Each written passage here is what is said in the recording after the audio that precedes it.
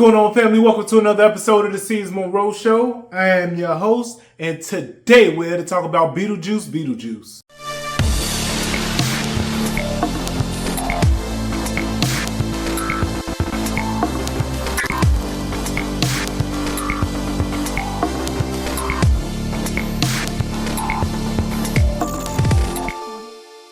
Now I'm going to start this review off by giving you the dessert first. Beetlejuice worked. I'm going to explain why. That hour and 42-minute mark was perfect. It's a perfect family film.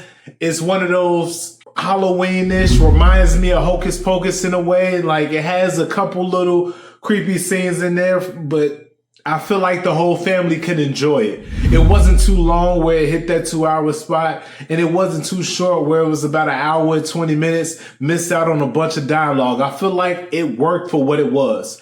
The second thing was the nostalgia. Now, it brings you back to the first film. I personally don't remember the first film too well, so I'm not going to get into that. But I remember certain aspects of it. So, like, the sandworm was one of those things that was in the film that I was just like a little young lad. So that, and I enjoyed that about it. With that, though, at times this movie felt like a play. The thing is, I like plays. I'm a play guy. I can go to a theater and enjoy a play. But I don't think that's what they were setting out to do with this film. Now, Beetlejuice has been on Broadway, so maybe they're leaning towards making Beetlejuice another Broadway play down the line.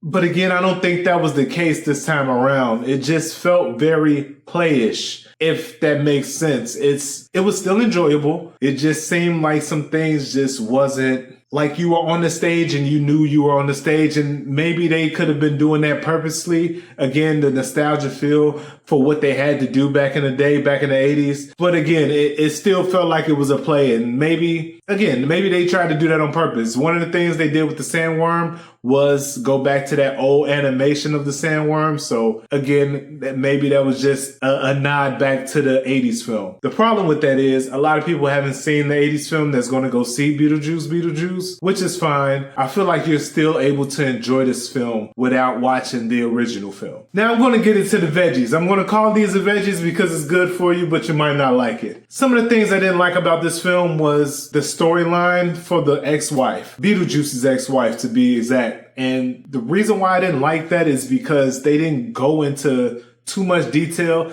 They explained like what happened to her. I don't want to get into too much of that. I don't want to spoil this for you, but it was kind of swept over. And I felt like that was the storyline we should have been focused on versus the original plot of the film. But the original plot of the film worked well with what the film was. But once I got a hold of Beetlejuice's ex-wife storyline, I felt like that would have been a lot better to focus on. And in the end, you kind of just felt like that character was pointless. But again, like I said before, it was enjoyable. The character was enjoyable. But I just felt like we could have dove into that story a bit more. And I felt like we would have enjoyed the film a lot more because of it. Did it need to stretch to that 2-hour mark to enjoy that? No, because I feel like there was some other things in the film that could have been taken away in order to fit that storyline in there. And that would have worked a lot better with that film, especially going into the Halloween season. Second thing I didn't really like about this film was Jenna Ortega's character. There's a scene in this. How do I say this without spoiling it? I'm going to just say she falls in love with this guy, and just the convenience of it. Everything just worked so well in a short amount of time, and he kind of rushed into it. And I feel like that storyline, along with Beetlejuice's ex-wife storyline, if they would have combined those two things without the original plot of this film, would have been a solid movie. And then the third film probably could have brought the original plot in. But again, that's neither here nor there. We can't change the past. Hindsight's 2020. But all in all, I'm gonna